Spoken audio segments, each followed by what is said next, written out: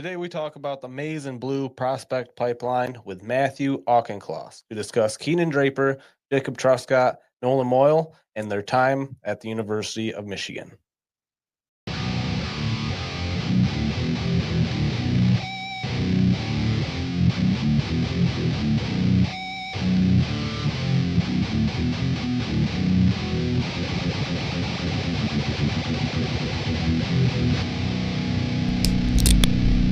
Welcome to the Griffins Pipeline Podcast. Welcome to the Griffins Pipeline Podcast. We are a podcast brought to you by the Hockey Podcast Network, and we are sponsored by DraftKings. I'm one of your hosts, Connor. And I'm the other host, Kyle. We're a show by fans, for fans. We're not officially partnered with the Grand Rapids Griffins or Detroit Red Wings. We're bringing you this show as season ticket members of the Griffins, looking to bring the Griffins news to the forefront. And in this offseason, we're doing that by updating you with our players in the Pipeline series. Yeah, in this series, we go around talking to beat writers and people who actually know about these players, unlike us just trying to talk about what we don't know. We've had a lot of really cool guests.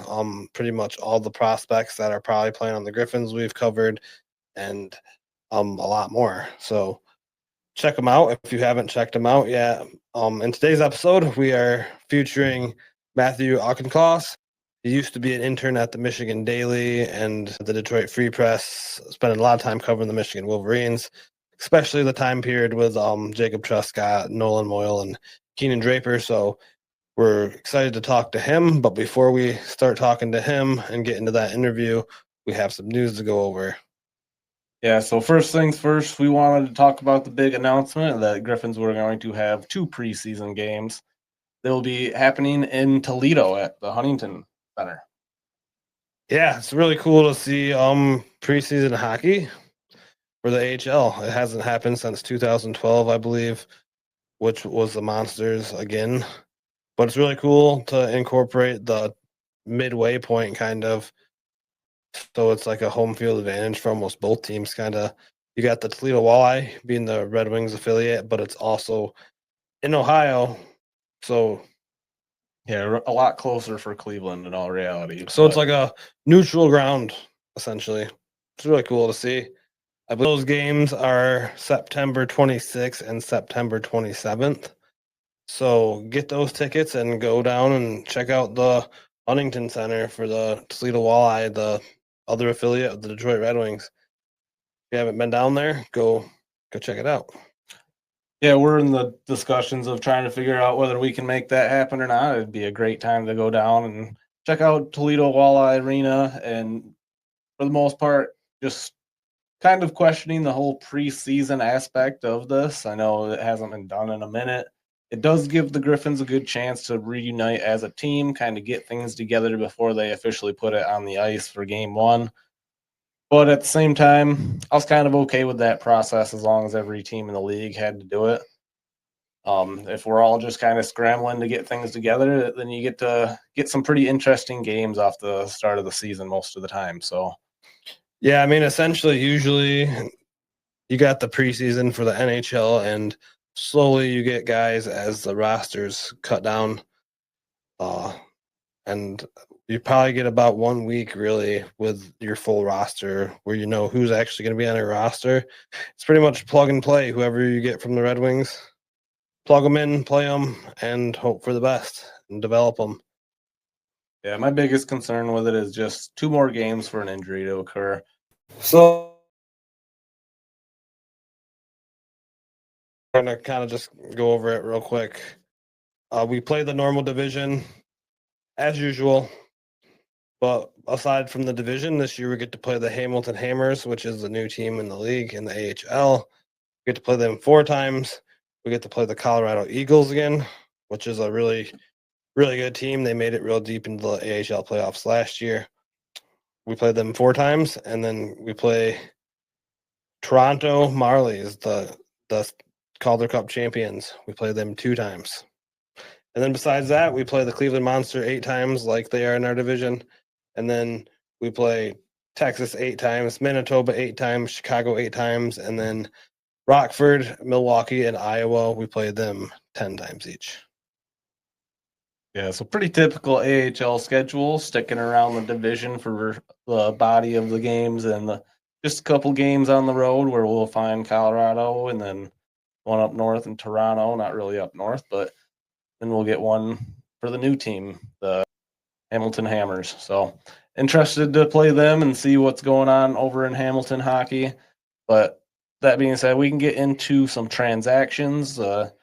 Griffins and Red Wings have both made some transactions here. We got Carter Geilander getting signed by the Red Wings for a two-way contract. It's good to see that, as Carter Geilander is a guy that really looked great stepping in when Pastava got injured early in the season last year for Grand Rapids. He played 8 games and ended up with a .942 save percentage and a 1.62 goals against average in front of a really great defense for last year's Griffins team. So yeah, Carter Geilander, good to bring him back, 25-year-old, and he played 34 games for Toledo as well. Got a .90 save percentage in a last year. So really good numbers across the board for Carter Geilander. Glad the Red Wings decided to keep him around. Yeah, and especially having Postava, Kosa, and Geilander, they all were top 10 goalies if they were qualifiable. You have to play a certain amount of minutes to qualify as a goaltender, but the stats were there. I mean, Carter Geilander would have been on top 10 if he would have played enough games. Obviously, the workload really depletes that too. Obviously, you can see as he went down to Toledo, which is a way less competitive league, his numbers are not as good as they were in GR for those short period of time. Glad to see he maintained that above .90 save percentage, though. So, and then we also signed in the goalie world Jonathan Lemieux, 25-year-old that played 26 games for the K-Wings last year. So a guy coming across, maybe a little bit of a rivalry there, but coming across to Toledo, and most likely, going to be a guy that will play down in the ECHL again this year. But injuries result, could see him in Grand Rapids as well. So he had .906 save percentage and a 2.95 goals against average in his time for the K-Wings last year. And then we also signed Keinan Bolson, who's a 25-year-old right winger. He had 55 games played in the ECHL for the South Carolina Stingrays last year and 20 goals, 9 assists for 29 points. Not a bad guy. Again, a dude that probably slides into the bottom of the Griffins lineup or on the top of the Toledo lineup. So looks like they're kind of bolstering the Toledo numbers a little bit this year. That's pretty much all the news and transactions for you. So we just have our DraftKings ad and then an interview with Matthew Auchincloss about the Michigan Wolverines pipeline.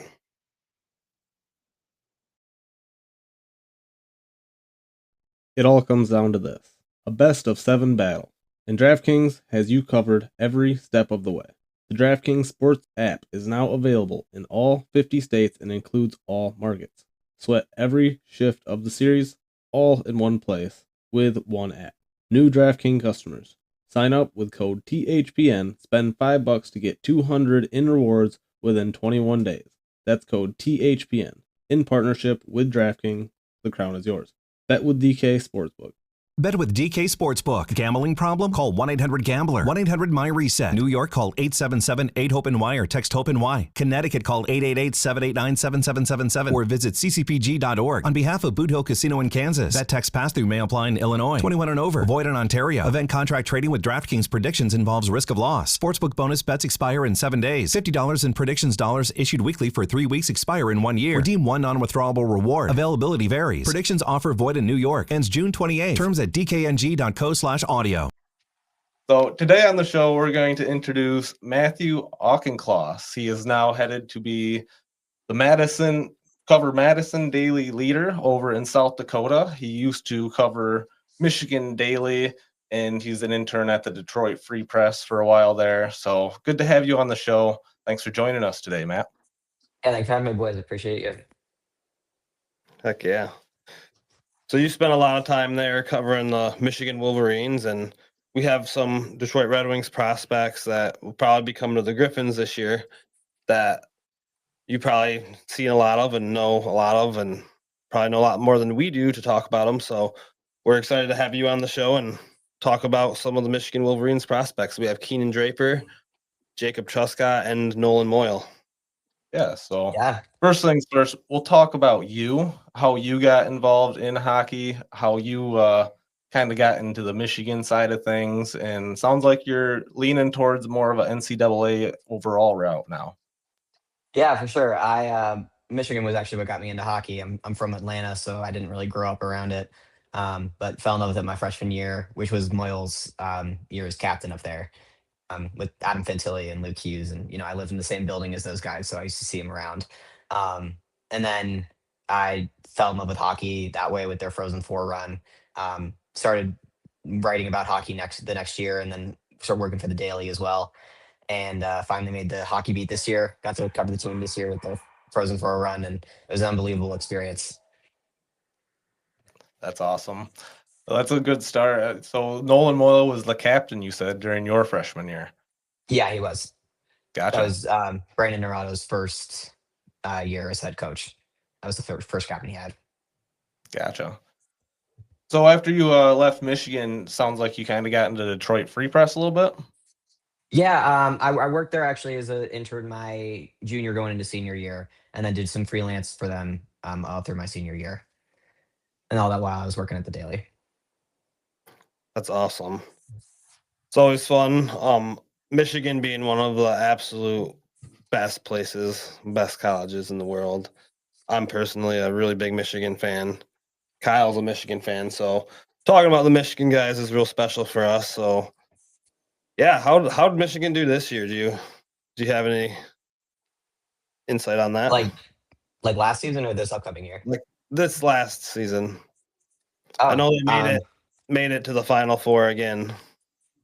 Yeah, honestly, I think way better than anybody thought they were going to, just because the team was so young. I think they had 12 freshmen or something like that. It was somewhere around there. It was a really, really young group. But they had some really very strong veteran leadership with TJ Hughes and Luca Fantilli and Tyler Duke on the back end. They brought in Ben Robertson from Cornell. He was an absolute anchor back there. And, Jack Ivankovic in net was like unbelievable for them. He was, even when he got hurt in January, they managed to find a way through with Steven Beck. He really stepped up there. And, forward wise, Michael Hage was huge for them. Will Horkoff took a big step, but then he was hurt in December and had a pretty bad back half of the season. Jaden Perron was a real X factor coming over from North Dakota for them. And then, Frozen Four, they lose in double overtime to Denver. One of the best games I've ever watched. Real heartbreaker of a way to go out.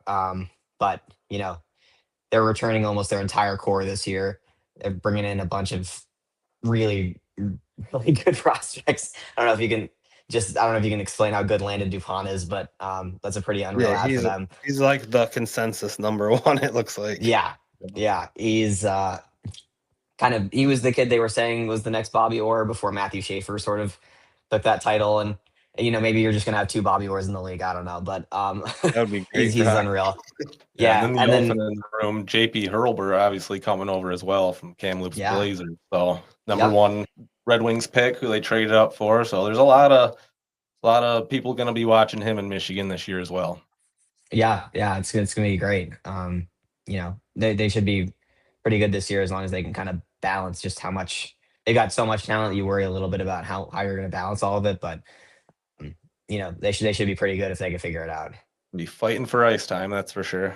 Yeah, that blue line is crowded, but it's good. That's good. A good problem to have. Yeah, I mean, more competition, put another horse in the race, and it just gets more competition breeds better soldiers. Well, yeah, then you, on the other side there, you got like Michigan State having like a crazy draft class. That rivalry is going to be off the chain. Yeah, those are some of the best games we watched last year. Mm-hmm. It was unbelievable. Just two teams that were incredible. Michigan State, it was a bummer that they didn't get to meet up in the postseason at all, just because, I would have liked to have seen one more rematch, but, Michigan State kind of collapsed there twice. So it was, this didn't end up working out, but they should be right back at it this year. But hey, you ended up with one of the best games you've ever seen against Denver. So that turns out to be that Denver team. It has been that they've been putting team after team into the championship. So Denver's been a tough school. And then Minnesota Duluth, the game before that, before the Michigan fell off, that was a really good game. Also, I think the Max Plant out there and the Plant brothers just going all over the place. We were there for that one too. Up in Albany, that was a great game. It was weird because that first period, it was kind of like Minnesota Duluth forgot they were supposed to be playing hockey, and then in the second two periods they really remembered, and Michigan only survived that by the skin of their teeth, really. But it was a really, really good game. The Plant brothers are unreal. Yeah, and the Red Wings actually ended up drafting the younger one, Victor Plant. Yeah. So they have Max Plant and Victor Plant. Now they just got to go out and get Zeev. Sam. Yeah, Sam. Yeah. Plant. I think he's with the Pens, right? Hey, we'll take Zeev Bloom too. We'll get the other brothers going here too. Yeah, get all these, just the brother team. No, so we can kind of dive into these players now. We'll start with Keenan Draper. You'll probably be more familiar with Keenan Draper. I mean, I'm sure you've seen all of these guys throughout, but we're going to cover Keenan Draper, Jacob Truscott, and Nolan Moyle. We'll cover those three guys, two of them being former Michigan captains, and then Keenan Draper being an assistant captain last year. So we'll start with Keenan Draper. What have you seen out of him? What are some of his strengths and weaknesses off the top? So he's a fourth line grinder kind of guy, hard worker, not the fastest skater, not a big scorer, but he's going to hit guys. He's going to, play defensively. He's very solid on the penalty kill. A big leader, always was a very big team player for them. I think that he's probably going to be in more of a fourth line role if he's up with the Griffins, but you're always going to get full shift work out of him, and he's always going to give his all for the team. Yeah, and him being son of a legend, Chris Draper, obviously big part of the Iser plan that was going on there. People even saying he might potentially be a replacement. A lot of people not wanting that, but that's for a different day. But in all that, a Legends kid playing for the organization is always a really cool thing, and watching him go through the Block M was even cooler. So it's really cool to see him come up. I'm excited to see maybe if he finds his way down to Toledo for some time this year, which is a lot of good prospects going up in Grand Rapids. A lot of these guys might be sent down to Toledo and get some time there and scrambled up and down, and we'll see if that's kind of the boat that he gets into. I think there's a good chance he probably will for a while at least. Just a guy who can play his role wherever you need him. But I think there's probably a good chance he ends up down there for a while. Yeah, so obviously being Draper's son, do you compare him to his dad's game at all? Do you see that same kind of grinder force with him? Yeah, for sure. I don't think that he's like near like I don't want to be like I don't want to try and like draw comparisons there just because I think that they're like, different people, but I do think that he's got that grinder mentality. I think that he's very much a physical player. I wouldn't say like he's not I don't want people to think he's like dirty because he's not. He's just like he's not afraid to finish his checks. He's gonna give 100% like every time. But I think that there's definitely some elements of his dad's game in there. Yeah. Gotcha. Cool. Yeah. Well, during his time at U of M, what do you think his like most improved trait would be? I think his scoring picked up near the end. And I think that his defensive responsibility got a lot better too. He didn't used to be he used to be kind of fourth liner, but not a guy you could put on the PK. He was definitely one of their key penalty killers near the end there. He very much just matured in his game and got a lot more responsible with the puck, and could really be a leader on that line and keep it steady. He was very much an anchor there. Yeah, I mean, it sounds like a good fit. I mean, he definitely would have a chance in GR.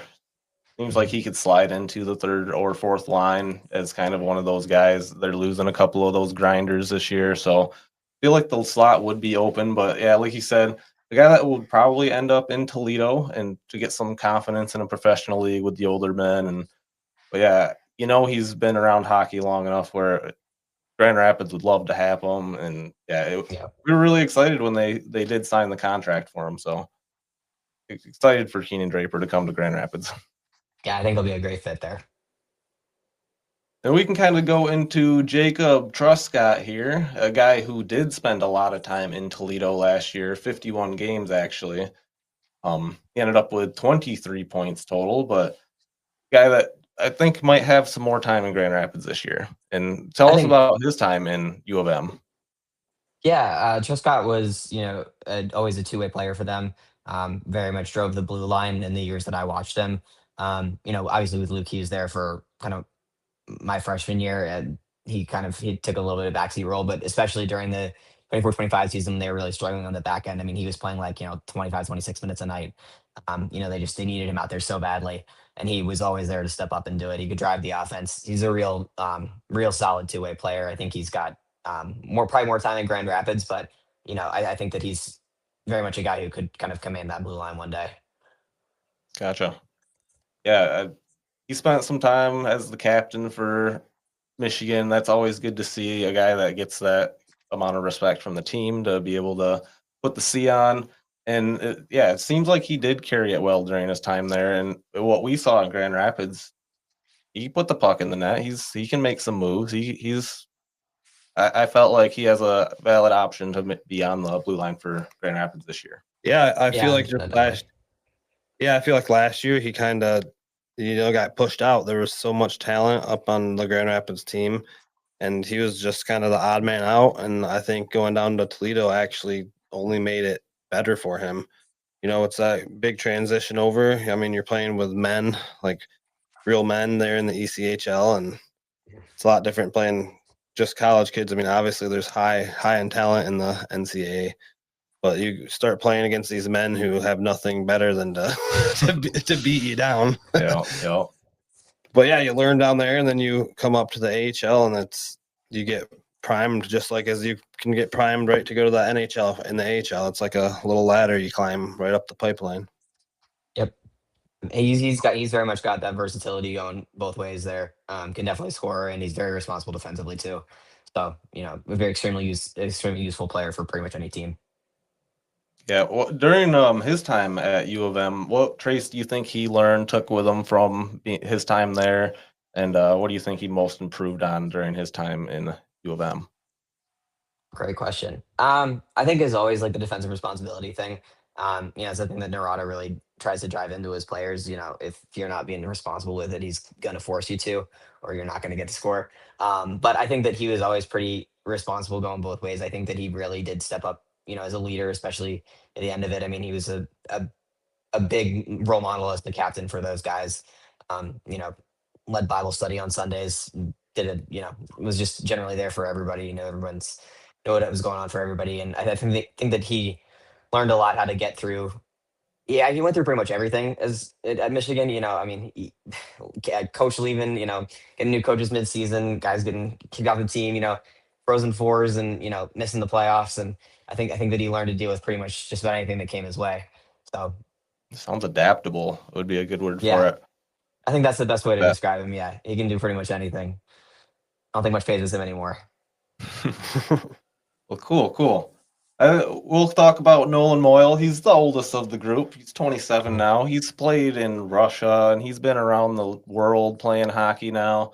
But yeah, like you said, he was a guy that was captain senior when you were a freshman, so you got to see him a little bit as well. And just signed a Grand Rapids contract again this year, was on loan to Grand Rapids last year, so we got to see him a little bit. He's a quick and kind of an exciting forward to watch. So what did you see from him while you got to watch him?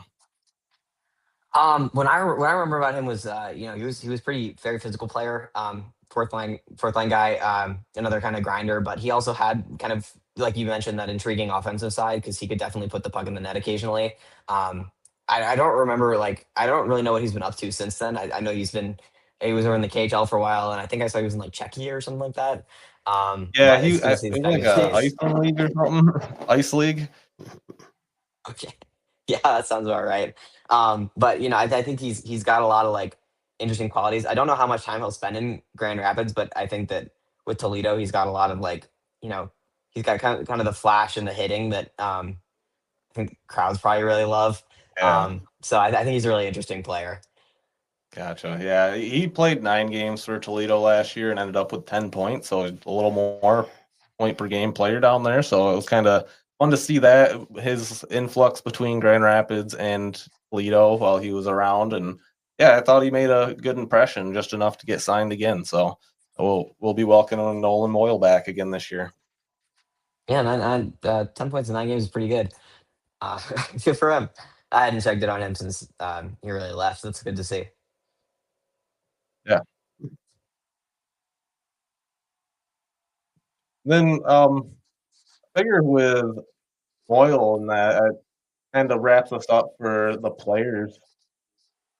Kind of wanted to talk a little bit about JP Hurlburt and him coming over to Michigan next year. It sounds like you might not be involved as much with the Michigan side of things, but so are you covering like the NCAA as a whole? I try and do that some in my spare time, but since I graduated, I won't be around Michigan so much anymore, which is a bummer. I'm gonna try and get back over there for like a game or two at least. For It's sure. good. I kind of want to see this team in action. Like who doesn't? But Right. I won't unfortunately be around as much anymore. Sophie Matthews, who I worked with last year, will be one of the beat reporters. She's great. You guys should follow her. She's working for Columbus this summer. So she's gonna kill it. But yeah, I won't be there so much anymore. Gotcha. So you're moving over to Madison Daily Leader. So do you still plan on covering sports? Still plan on covering hockey? Yeah, I'll be a sports reporter, sports/news, small town paper, kind of doing everything. And then hopefully, the dream is one day to move into, full-time hockey coverage and do that, in a couple of years. And would love to do it in the NCAA. I love coloring college hockey. I think it's just such a special time for the sport and, very unique. But so that's kind of the dream. But right now, I think small town reporting, when I get to grow as a reporter, that's going to be a lot of fun. Yeah, absolutely, man. You can work out any kinks you have and everything and just like perfect what you want to do, and then you can go out and make a huge splash, man. Yeah, and That's the dream.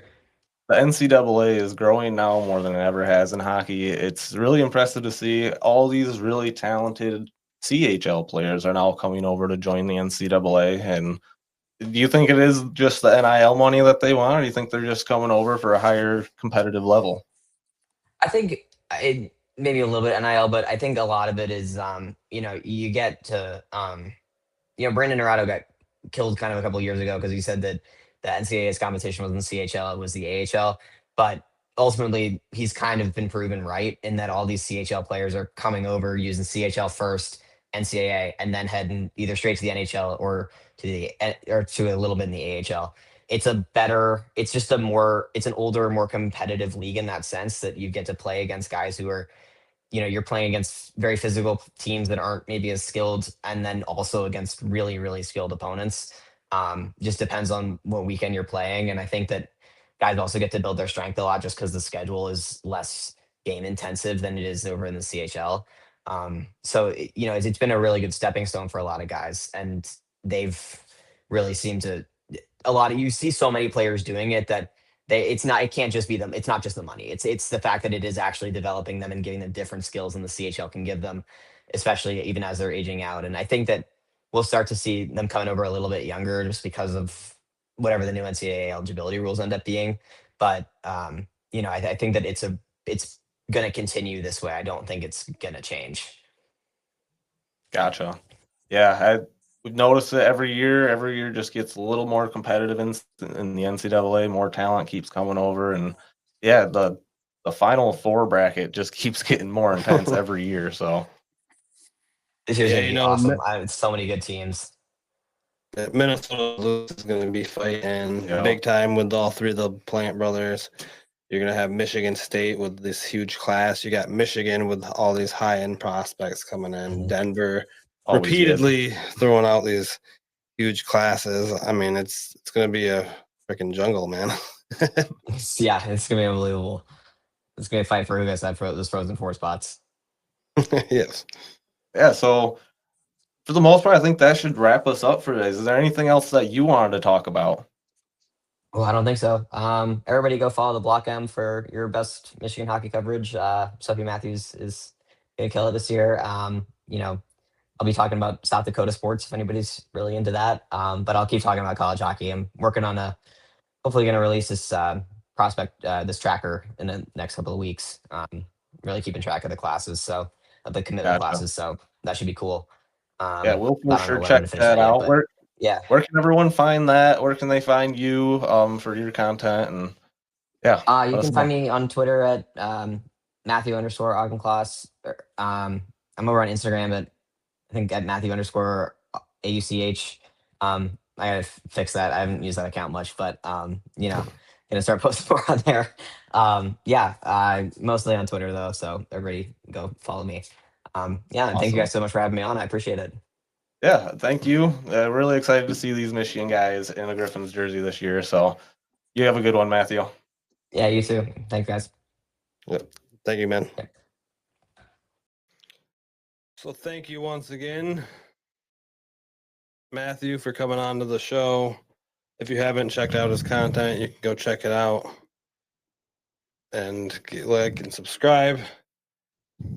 Yeah, as Matthew said, he's on his move to be part of the Madison Daily Leader. So make sure we check out his content that he produces from there. And as he continues to produce good content about the NCAA, make sure you follow that as well. So the season's coming fast. There's only a couple months of summer left, and all the training camp festivities will be underway. And before you know it, we'll be back to hockey at the Van Andel Arena. So enjoy your summer while it lasts. We'll keep you updated with these players in the pipeline. We've got a couple more coming for you, and then we'll get into talking to getting you ready for the season. Until next time, go Griffins. Go Griffins. Thank you for listening to the Griffins Pipeline Podcast. If you enjoyed the show, give us a 5-star review. We are part of the Hockey Podcast Network. We are not partnered with the Grand Rapids Griffins, Detroit Red Wings, or Toledo Walleye. We are not experts. We are just die-hard fans looking to make a community with others alike. Let's go Griffins Nation. Join the fun, like and follow us on Facebook and X, or call into the show and have your opinion heard 1-616-319-1175. Thank you. Grand Rapids Griffins, Toledo Walleye, and Detroit Red Wings. Players, coaches, websites, and social media. Thank you AHL.com, NHL.com, ETL.com, EliteProspects.com, and anyone else putting out information on the teams. Until next time, go Griffins. Go Red Wings, go Walleye.